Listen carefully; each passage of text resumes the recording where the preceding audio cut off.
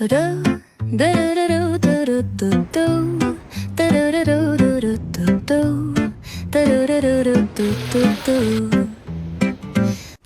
everyone, I'm Casey. I've been studying in Singapore for nearly 3 years. Besides filming and taking photos, I also have huge interest in discovering and learning about different religions. And luckily, Singapore is a multi-cultural country, which means there's always something new for me to learn here. In this video, I'll be exploring about Taoism, Chinese folk belief, and Buddhist temple. Besides famous temples like Buddha Tooth Relic temples and Kuan Yin Thong Hut Chua temple, I also visiting some lesser known temples that are more locally popular. A few steps away from Tiong Bahru Market is our first destination, Chu Tian Kong Temple. What makes this temple unique is the deity worship here, Chu Tian Da Sheng, or the Monkey King, also known as Shan Wukong from the classic Chinese novel Journey to the West. Built in 1920, this is one of the oldest Taoist temples in Singapore and the oldest temple dedicated to the Monkey King. Located on a street corner with two open frontage, the temple features traditional Chinese architecture, including urban sculpture climbing the pillars, symbolizing power, strength, and protection. Stone chilean statues stand at the entrance as guardians believed to bring prosperity and ward off evil spirits. Chu Tian Kong roughly means Temple of the Great Sage equal to heaven, a title given to the Monkey King.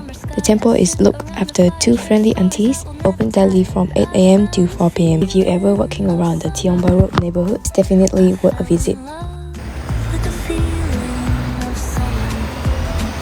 Our second destination is Yue Hai Ting Temple.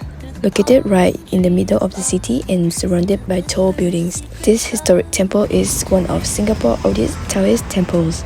Right after the entrance gate is a spacious courtyard leading to the main hall. In front of the hall are two large incense burners placed on the left and the right side. Before praying, I had to follow the temple prayer structure by lighting 9 incense sticks and following the instruction given by the uncle looking after the temple. Tea Gong, I put 3 outside the Tea Gong. First put 3 out, go inside, second one inside. Bye bye. Bye, Bỏ Lao Ya. Bye bye, go out, put 3 more. Here, more put 6. Last 3, here. Ma Chu. The uncle was really kind and reminded us that photography and filming are not allowed inside the main prayer hall. What impressed me the most about this temple was the roof decoration. The tiled rooftops are covered with colorful Taoist figures layered closely on top of one another, creating what feels like a miniature world above the temple. The walls are also decorated with old ceramic tiles, traditional paintings, and sculpture of Taoist gods, giving the temple a rich historical atmosphere despite being surrounded by modern buildings.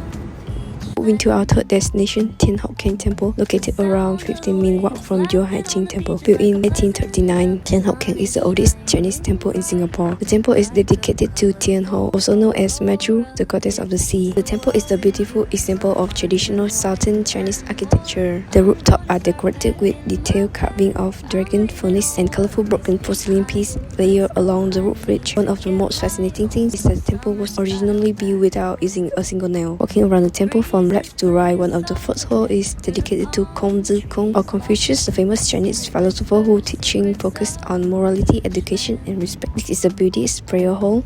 In front of the hall is the wishing well. A visitor can ring the bell and pray for progressive learning, good health, venture success, blissful marriage, harmonious family life, and career advancement. Process is simple: ring the bell, close your eye, place your hand together in prayer, and finally drop a coin into the well. Just beside the well and behind the main hall is shrine of Kandi Bodhisattva. The central statue has many raised arms symbolizing limitless power and compassion to help all beings, accompanied by 2 attendants, the golden boy and jade girl. Visitor can also light incense here or freely take this scripture provided by the temple. Further inside the rear hall, where memorial tablet and statue of Ksitingkapa Bodhisattva are placed. In Buddhism, he is the Bodhisattva who guides and saves souls suffering in underworld. Nearby is a shrine dedicated to Chen Yuanguang, a Tang Dynasty general worshipped as spiritual protector of people with ancestral root in Changzhou, Fujian. The final shrine on the right side of the temple is dedicated to the city god. In Chinese folk belief, the city god oversees the morality of people, protect the community, and judge the soul of dead before they enter the underworld. Standing beside him are the black and white impermanence were two famous underworld deities. The black guardian punished evil, while the white guardians believed to bless good, hurted people with luck and prosperity. Many business owners pray here for protection and wealth. Finally, at the center of the main hall is the shrine of Maju herself. Beside the stand of two guardian deities, the one who can hear cries for help from across the ocean and another one who can see ships from thousands of miles away. Above the main hall hang a wooden plaque inscribed with the word Qing Naming, mean calm waves over the southern sea. This plaque was given by Qing Emperor Guangxu in 1907, recognized the spiritual importance of the temple and Maju protection over the Chinese community in Singapore. This mixture of Taoist, Buddhist, and Confucian elements reflect the traditional Chinese belief that three teachings in harmony, Buddhism, Taoism, and Confucianism, existing together in one shared digital space. Our fourth destination is the Singapore Buddhist Lodge, located at 17 Kingdom Road. It's a Buddhist organization managed mainly by lay Buddhists instead of monks, which makes it unique compared to traditional temples. While in 1934, the lodge was created as a place for people to learn Buddhism, practice together, and carry out charity work. During World War II, the organization became known for providing free meals to people suffering from hunger during the Japanese occupation. Regardless of the race or religion, this spirit of compassion and equality continues today through their free vegetarian dining hall, which serve meals daily to everyone, locals, tourists, and elderly people. Just remember to wash your bowl and utensil after your meal. Beyond religion, the lodge also focuses heavily on charity, education, and community service. The organized Buddhist classes, cultural activities, meditation retreat, and support program for healthcare, education, and elderly care. What also makes this place special is the openness. The lodge welcomes different Buddhist traditions, including Mahayana, Theravada, and Tibetan Buddhism, reflecting Singapore's multicultural and inclusive society. The architecture of the lodge is also very impressive, with large Buddha and Bodhisattva statues placed throughout the complex. Inside the main prayer hall, the wall and ceiling are decorated with painting and countless Buddhist figures, creating a peaceful and spiritual atmosphere. Outside in the courtyard, there are even more Buddha and Bodhisattva statues, and even the outer fence are carved with Buddhist imagery and symbols. Castle high, I touch the summer sky. I sit around a fire, share stories that will never. Our last destination is Chen Shi Zongxu Temple. In 1876, this temple is not only a Taoist temple, but also the ancestral hall of the Tan or Chen clan in Singapore. In the past, clan temples like this helped early Chinese immigrants support each other while building a new life far from home. Right outside the entrance stand a pair of stone lions believed to guard the temple and ward off evil spirits.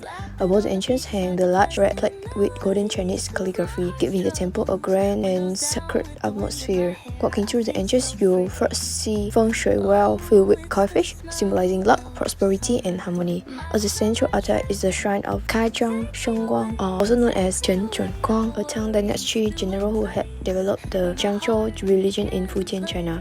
Because of his contribution, he later became worshipped as both a protective deity and the holy ancestor of the Chen Tan clan. During the 19th century, many immigrants from Fujian brought this belief and tradition with them to Singapore. Following the left corridor, there are several smaller shrines dedicated to different Taoist deities. One shrine is dedicated to Kai Shun, the god of wealth, where devotees pray for prosperity and success. Another hall is dedicated to Doumu Chuanjun and the 60 Taishui deities connected to destiny and the Chinese zodiac calendar. Another important shrine is dedicated to Tuapakong, or the tiger god, believed to protect the community and ward off negative energy. Also, right next to the small shrine, the wishing well. Behind the main hall is the ancestral area of the Tan clan, where memorial tablets honoring past generations are carefully preserved, reminding visitors that temples like this were also cultural homes for early Chinese immigrants in Singapore. So it's actually, if you come here, you just pray for prosperity, you pray for good health to your families, So one of the main gods, Taoist, is always a king of heaven. There's a king, followed by all the gods. They're under the king. Buddhist is only the Buddha itself. So that's the difference between a Buddhist and a Taoist. So this one, the main god is, that's, we call him the Kai Zhang, So the king of heaven is on my left hand side. He is the biggest god. So without the heaven, There isn't anyone in the world. So any temple, every temple you go is different. Sometimes the main one might be the goddess of mercy.